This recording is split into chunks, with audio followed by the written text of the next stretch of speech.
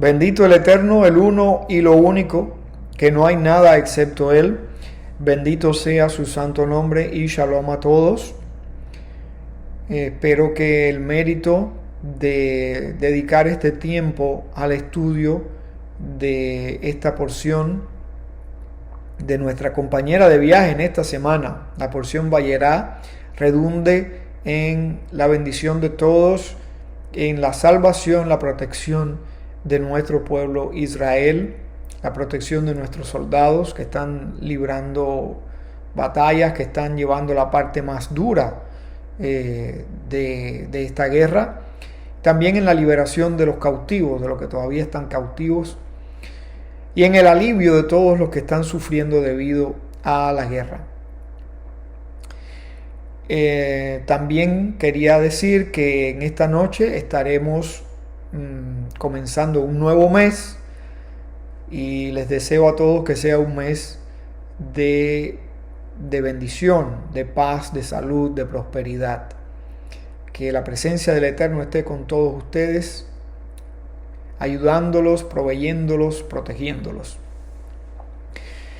Y entramos entonces en nuestra porción, un comentario más de la porción Vayera, que es una porción, como hemos visto, en la que se desarrolla el proceso de liberación de nuestro pueblo.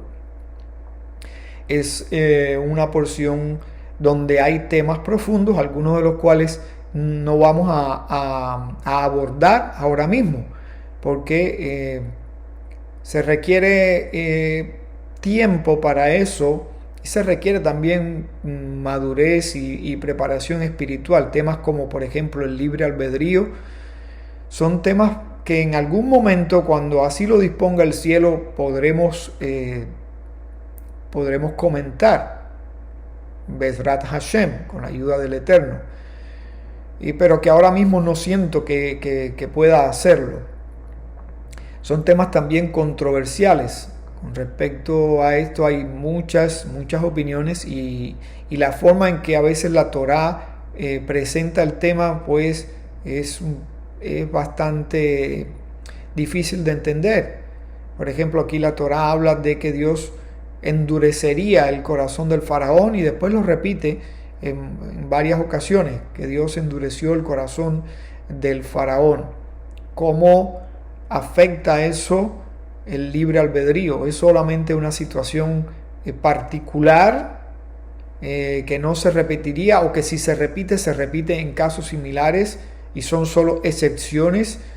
¿O nos dice esto que el libre albedrío es algo más limitado de lo que nosotros pensamos, etcétera? Bien, eso solamente es algunos destellos sobre el tema, pero no hablaremos de eso ahora. Me gustaría destacar otros aspectos de esta porción, como el hecho de que aquí vemos que Dios obra en un nivel que le es posible a los magos y sabios de Egipto replicar. Y ya en la tercera plaga, ellos mismos dicen: este es el dedo de Dios. No hay nada que nosotros podamos hacer. Esto sí está fuera de nuestro alcance. Sea que esté fuera del alcance de sus artes ocultas o de su conocimiento científico, de acuerdo al conocimiento que hayan podido acumular los egipcios, buena parte de lo cual desconocemos.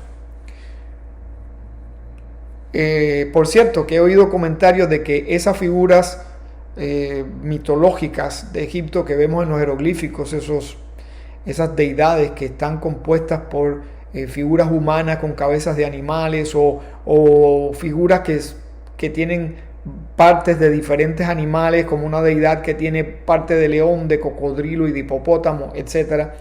Y una opinión que he escuchado es que los egipcios ya tenían el conocimiento de cómo modificar genéticamente las especies. No puedo aseverar eso ni negarlo tampoco.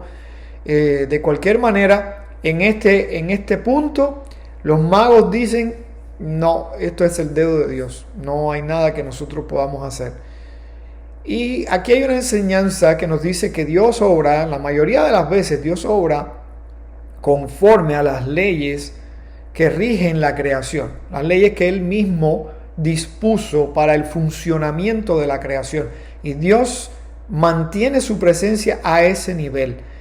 Y en algunas ocasiones, son excepciones, realmente muy pocas ocasiones, Dios obra por encima, de alguna manera anulando esas leyes, mostrando que Él está muy por encima de todo. O sea, Él es el que hace que todo exista, pero a la vez Él está por encima, no está sujeto a esas leyes, y a veces Él se revela de esa manera. Y entonces también quería destacar dos aspectos más de esta porción. Después de aquel primer encuentro donde Moisés y Aarón se presentan en la corte del faraón y son rechazados, el faraón decide no escucharlos. Dios nuevamente le ordena a Moisés que se presente al faraón, a Moisés y a Aarón, que se presenten al faraón, y les dice cuando él vaya a las aguas.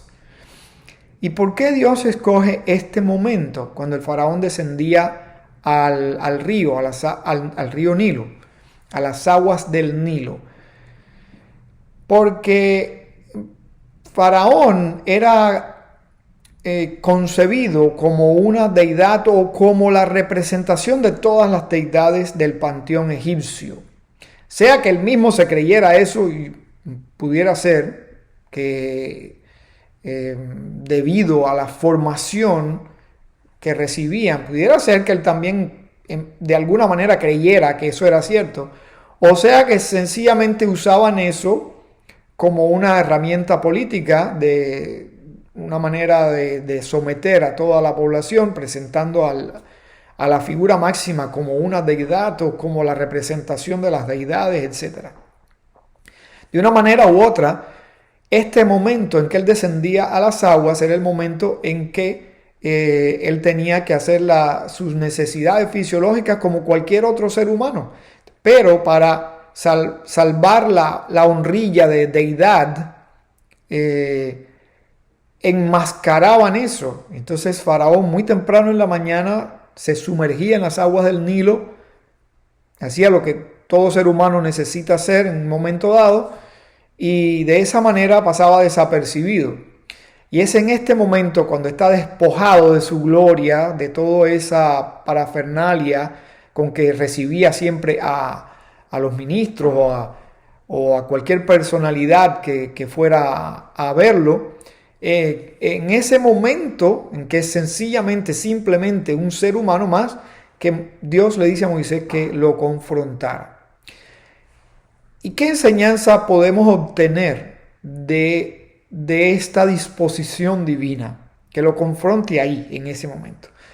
Para mí, es muy obvio que el ser humano, la naturaleza humana no ha cambiado mucho, pero algunos rasgos son ahora más marcados que antes.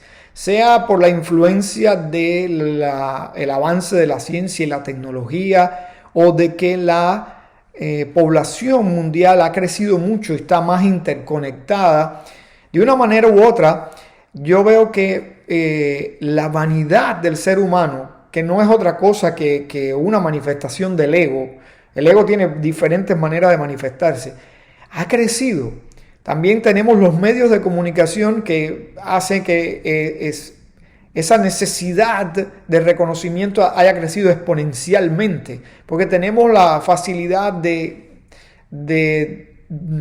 hacernos ver por más personas. Y entonces muchas personas, porque todos tenemos en alguna dosis, en alguna medida, todos tenemos estas características, pero en algunas personas esto ha crecido desmedidamente. Y hay personas que ya esto es algo que atrofia la personalidad. Hay personas que están mirándose constantemente. Yo, por ejemplo, conozco personas que siempre se están mirando. Donde quiera que hay un cristal, un espejo, se están mirando, se están mirando. Hay personas que tienen una necesidad viciosa de aparentar cosas. No sé, no conozco la interioridad de esas personas, pero esa necesidad, esa vanidad gigantesca.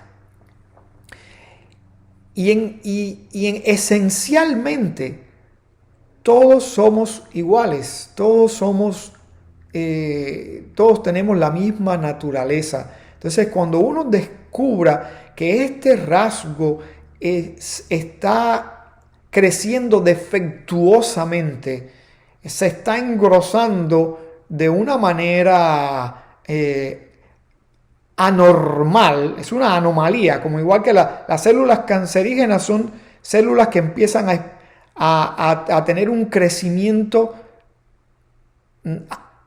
que no es normal, un crecimiento exagerado, pero de una manera errónea. Pues este crecimiento de este rasgo de la naturaleza humana en esa medida es algo que no es normal. Y la persona se vuelve esclavo de eso. Porque acuérdense que Egipto representa la esclavitud en la que nosotros nos metemos a nivel personal, a nivel individual, es la esclavitud del ego, la esclavitud de todos esos vicios que nacen del ego de la persona, que se pueden manifestar como vanidad, se pueden manifestar como ira, se puede manifestar como egoísmo, etc. Pero todo parte del ego, de esa esencia del ser humano que se ha dañado. Esta genética espiritual se dañó con el pecado y entonces empieza a hacer metástasis de todo tipo. Y esta es una de ellas. Y hay personas que están constantemente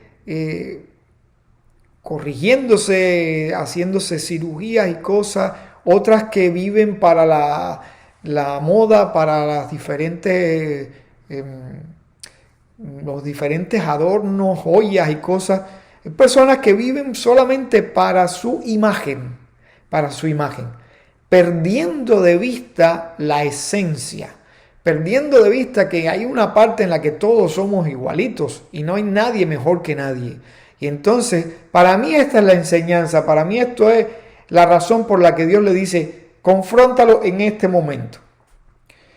Y nosotros tenemos que confrontarnos a nosotros mismos cuando estamos siendo víctimas de esto a un nivel que no es correcto, que es nocivo.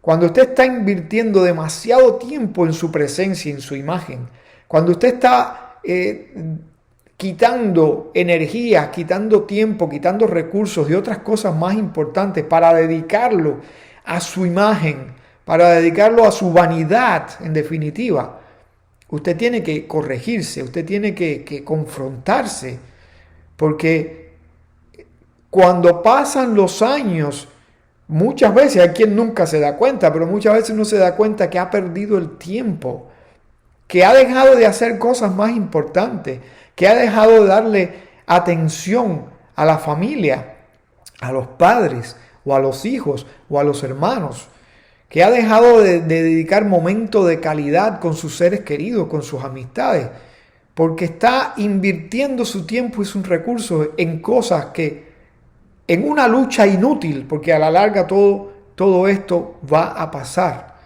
Toda la supuesta belleza que estás creando un día se va a marchitar, como la flor más hermosa que pueda haber en el mundo se marchita. Y no es que esté mal tener una apariencia adecuada, eso es muy correcto. Lo que está mal es cuando eso crece en una medida que es viciosa, que va más allá de los límites normales. Otra enseñanza que quiero derivar de esta porción viene justamente de la plaga. La primera plaga es la plaga del agua convertida en sangre. Y Y aquí vemos algo bonito, algo que Dios le dice a Moisés, hace esto y hace esto, pero en el momento de ejecutar las acciones, le dice que Aarón tome la vara para herir las aguas de Egipto. ¿Y por qué Dios le dice a Moisés que lo haga a Aarón? Porque Moisés está en deuda con el agua. Moisés fue sacado del agua, eso es lo que significa su nombre. El río Nilo lo protegió. Y aunque esto lo podemos ver de una manera simbólica más que real, porque el río Nilo no tiene conciencia, aunque a un nivel espiritual cada creación, acuérdense que cada creación tiene de alguna manera el reflejo de la sabiduría divina, de la inteligencia divina y de la energía divina. No es una idea descabellada del todo, ¿no? Que nosotros estemos agradecidos también de las cosas, de la planta que nos da el fruto, de la madera que se convirtió en la silla, etc. Es una expresión de gratitud, y una de las cosas más importantes con la que nosotros tenemos que trabajar diariamente es con la gratitud, porque la gratitud es una herramienta de transformación muy efectiva. Es una herramienta para obrar nuestro crecimiento espiritual, para liberarnos, para crecer, para ascender y para acercarnos a la divinidad. Y entonces Dios le dice a Moisés que le dé la vara a Aarón y que Aarón haga esa acción para que no sea Moisés quien hiera las aguas de Egipto, ya que él fue protegido por el río Nilo. No le pasó nada mientras estuvo en esa cesta flotando en el Nilo. Eso es solamente un detalle que quería destacar para no pasarlo por alto, pero quiero entrar con más detalle en la plaga de las ranas, la plaga que viene a continuación. La plaga de las ranas. ¿Qué tiene de particular? La Torá dice que se multiplicaron y entraron en las casas de los egipcios, en los hornos, en las artesas de amasar, en los cuartos, y dice que aún dentro de ellos. Pero dice el Midrash que inicialmente era solo una rana que salió. Es decir, después de este anuncio salió una rana, y los egipcios, que ya habían sufrido la plaga de las aguas convertidas en sangre, donde quiera que iban a tomar agua, se les convertía en sangre y no podían tomarla. Cuando ven la rana salir del Nilo, empiezan a darle palos a la rana, y la rana se multiplica, y mientras más la golpeaban, más se multiplicaba. Sea o no sea cierto esto, porque del Midrash se ha dicho que es tonto el que crea que todo lo que dice el Midrash es cierto, y es un malvado quien crea que no lo es. Porque por lo menos a nivel de enseñanza, todo lo que dice el Midrash es cierto. Es decir, puede que no todo lo que diga sea una realidad histórica, pero sí todo lo que dice es una enseñanza real, que está de acuerdo a la enseñanza de la Torá. ¿Y cuál es la enseñanza de este Midrash?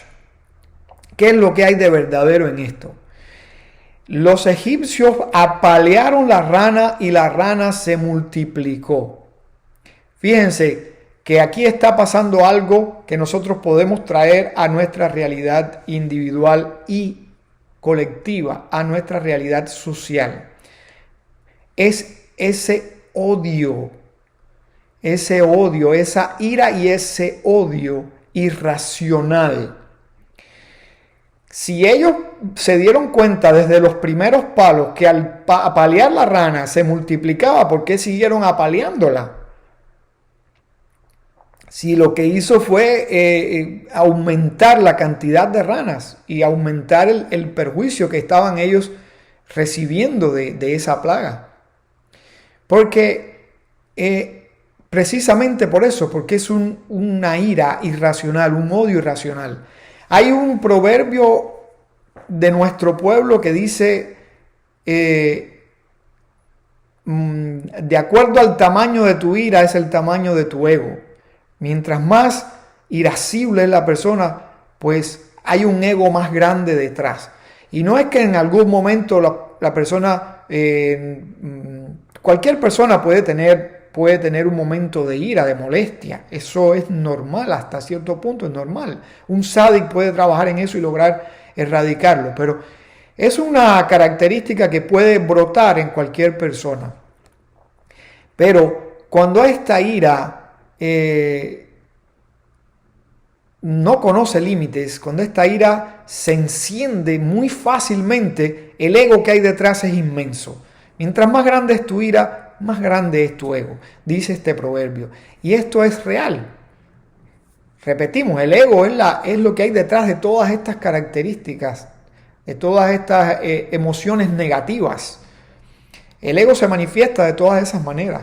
Hay un proverbio bíblico que dice, es más grande el que se conquista a sí mismo que el que conquista una ciudad. Conquistar una ciudad puede ser una proeza militar, pero conquistarse uno mismo, controlarse uno mismo a ese nivel, eso es un acto mucho más heroico, mucho más grande. Y hay personas que tienen una apariencia de piedad tremenda, pero en la vida personal, a la menor desaveniencia, se molestan, y no solamente se molestan, sino que no pueden controlar esa molestia y la manifiestan de muchas maneras. Entonces ahí no hay una piedad real. Ahí hay una egolatría muy grande. Igual que esa ira desencadena un odio que muchas veces es crónico, es incurable. Eso ha traído muchos problemas a la humanidad, muchos problemas a nuestro pueblo, porque problemas internos que no me va a alcanzar el tiempo para contarlo, y ha traído muchos problemas a la humanidad, ha traído guerras. Esa Segunda Guerra Mundial, esa fatal idea de la solución final, de querer erradicar una población, la población judía, lo aleno, que eso nadie lo va a poder hacer, porque esto es una elección divina, no una elección humana. Eso nace de ese odio irracional, que lo vemos aquí, en estos egipcios apaleando estas ranas. Ese odio que está creciendo y está moliendo ahí dentro de nosotros todo lo que hay de bueno en nosotros, porque eso es lo que hace el odio, lejos de perjudicar a los demás, y en alguna medida puede que sí que los perjudique, pero más que eso, lo que hace el odio es perjudicarnos a nosotros mismos, dañarnos a nosotros mismos, destruirnos a nosotros mismos. El odio es un cáncer espiritual que trabaja así, va creciendo, va moliendo. Y traten de imaginarse a estos egipcios, haya sido real o sea solamente una figura retórica para darnos una enseñanza. Imagínense a estos egipcios apaleando una rana y apaleando a 2, a 3, a 10, a 100, a miles de ranas y ciegamente siguen apaleándola sin darse cuenta que la están multiplicando. De la misma manera que nuestros enemigos intentan apalearnos, lo han intentado a través de la historia, lo están haciendo ahora mismo y sin darse cuenta que nos están haciendo crecer como pueblo, nos están uniendo, están incluso haciendo que superemos nuestras dificultades, porque en la unidad está la fuerza, no solo de nuestro pueblo, sino de cualquier grupo humano. Y llevándolo al nivel individual, una vez más, regresando a este nivel individual, ese odio es una energía negativa que destruye a la persona, destruye más al que lo está fomentando que a la persona por la cual siente ese odio.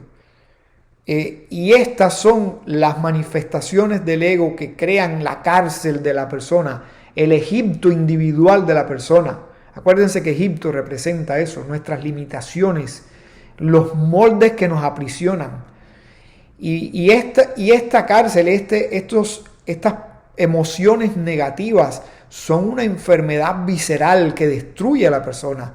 Libérate de esa prisión, rompe esas cadenas, controla tu ira, que al final te vas a dar cuenta que no hay motivo real para una ira una ira sin límite. Si te molesta algo en un momento, enfócate, racionalízalo y piensa que no hay nada más importante en el mundo que amar. Esa es la razón de la existencia. Amar, dar amor, tener armonía, tener paz con todas las criaturas de esta creación y con toda la creación y con el Creador sobre todas las cosas. A veces uno, cuando va madurando, uno va entendiendo estas cosas, que no vale la pena tener una desaveniencia con la esposa, con el esposo, con los hijos, que puede solucionarse con algunas palabras y no interrumpir ese momento de paz y ese momento de amor, porque al final estamos aquí por un tiempo y no es tan largo como para perderlo en estas cosas. Y esa es la ira, y en el caso del odio, peor. No albergues eso, ese germen destructivo. No albergues, sácalo de ti, deséchalo. Confronta ese odio, confróntalo con amor, confróntalo con la capacidad de razonar, de meditar en estas cosas eternas, en estas cosas que perduran, en estas cosas que valen la pena. Que esta buena enseñanza de esta porción te acompañe hoy, te acompañe en este mes que va a comenzar y te acompañe durante toda la vida, todo el tiempo de vida que el Eterno te conceda. Que sea para bien tuyo, para bien de tus seres queridos y para bien de toda la humanidad. Shalom.